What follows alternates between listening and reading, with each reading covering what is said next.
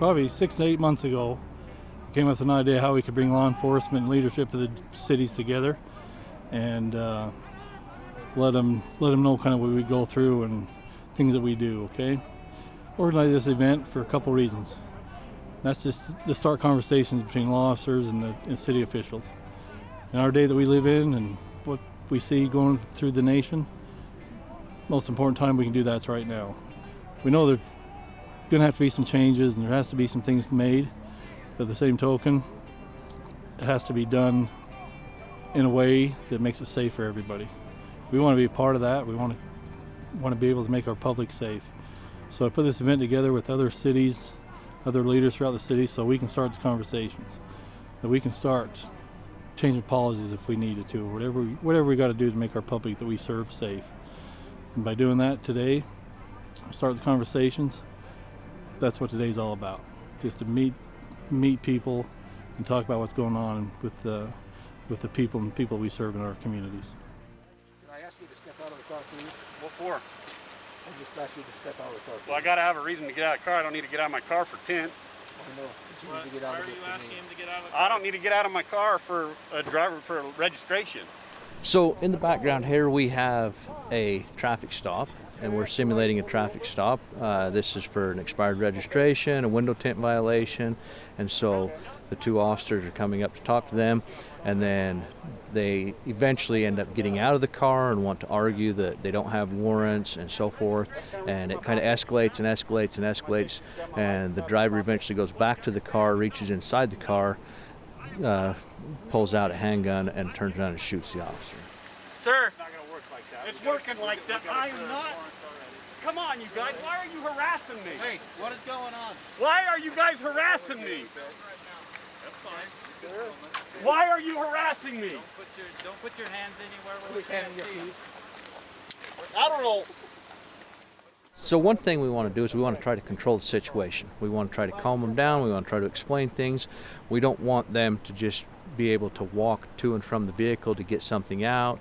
And as an officer, you are watching a person's hands, especially when they're agitated and wanting to put their hands in their pockets and do things like that, because the hands, as officers we're taught, the hands, that's what's going to hurt us.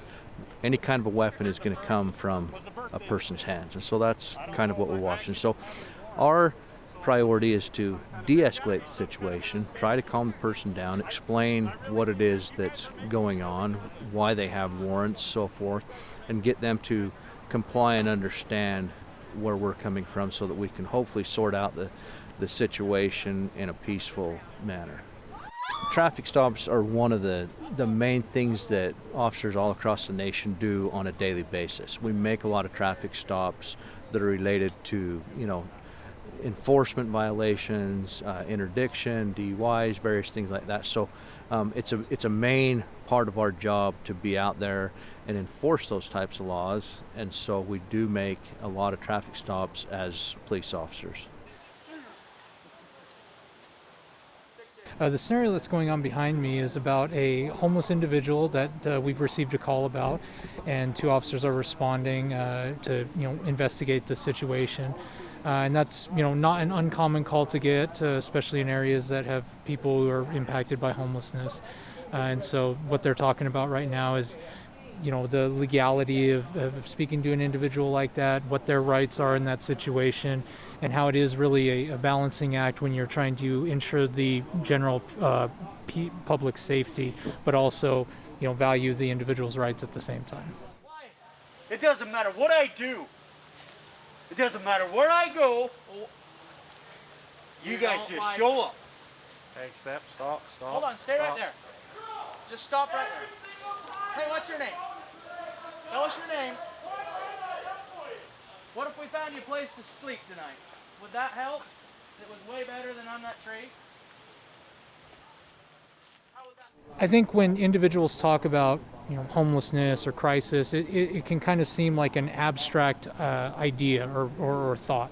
when you're dealing with it up close and personal and they put you in the driver's seat of dealing with this head on, I think it really just makes it that much more impactful about like what happens in these interactions, not just with law enforcement, but also with mental health professionals as well, as this is something that they deal with every day. And so I think that information just helps those individuals like city council members and mayors impact the decisions that they make for their communities when dealing with these types of situations. He said, I'm agitating him, I'm agitating him. He took over, right? It was nice that Brandon and he calmed was him down. That was a really good thing, because that happens very often. Even in interviews with suspects, you'll be talking to them, you're not getting anywhere, you're banging your head against the wall, you tap out, let somebody else take over, and then they'll get... Today we are running through a domestic violence scenario where some neighbors have called the police. They've heard a couple arguing and they're coming out to just check what's going on. When they answer the door, the male party is immediately hostile, and he continues yelling. He turns around, he goes for a weapon, and then they have a moment of decision where they have to decide what they're going to do. Are they going to use lethal force, less lethal force? He's starting to charge towards me, acting as a domestic violence victim with this knife, and we're having our citizens have that moment of decision and judgment and all these thousands of things going through their head, just like our officers do every day. You're cheating. I see you on your phone all day long. Bill, hold on. I go out, do everything, and you knock. 24/7. Please, I swear, babe, I swear it's not even true. Hello? Hello, I'm Officer. Did you call the freaking cops? No, she didn't. What are you doing here? Come here. Please don't make Why the hell did you call the cops? She didn't call them. Stop.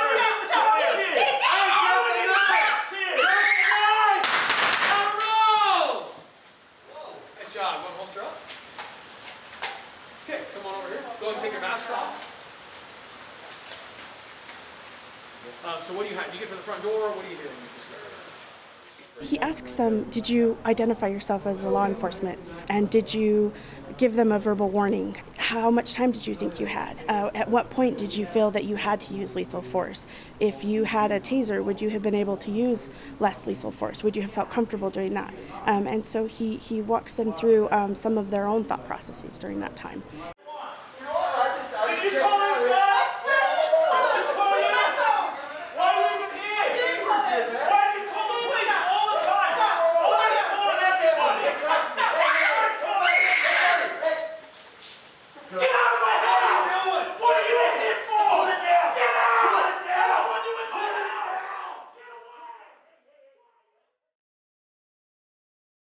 So this scenario here is we're at a city park.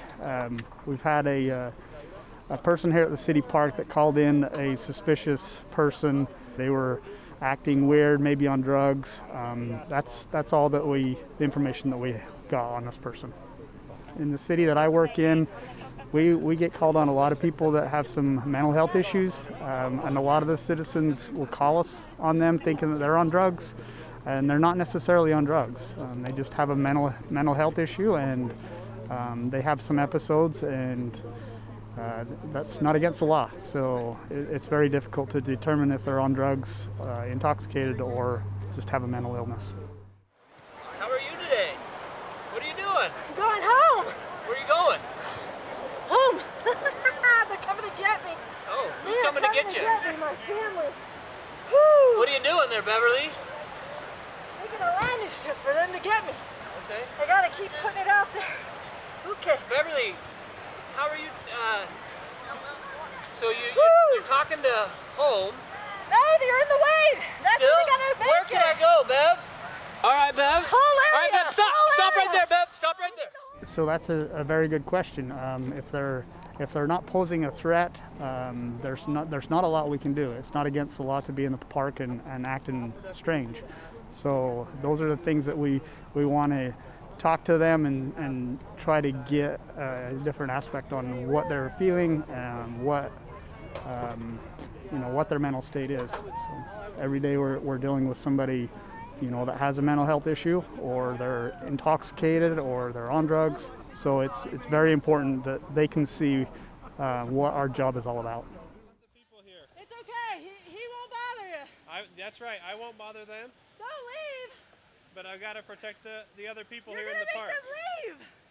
They're leaving. There, I'll stand right back. If they don't, stay there. Stay there. Okay, out of roll. All right. I'm dead.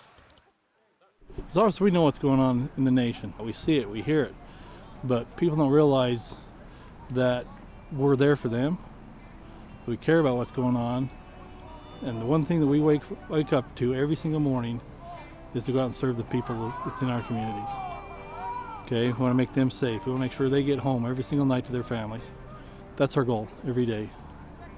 And to do these trainings and everything else with people and get conversations started how we can better do our jobs and serve the public better, that's what this is all about.